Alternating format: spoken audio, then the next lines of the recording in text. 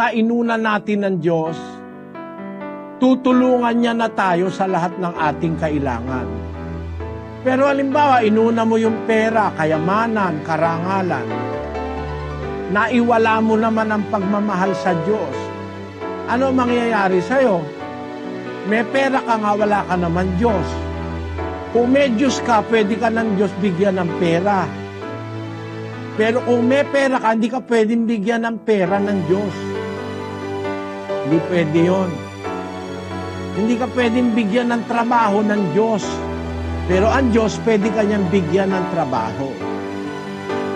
Hindi ka pwedeng bigyan ng asawa mo ng Diyos. Pero ang Diyos, pwede kang bigyan ng mabait na asawa. Hindi ka pwedeng bigyan ng anak mo ng Diyos. Pero ang Diyos, pwede kang bigyan ng mabuting mga anak.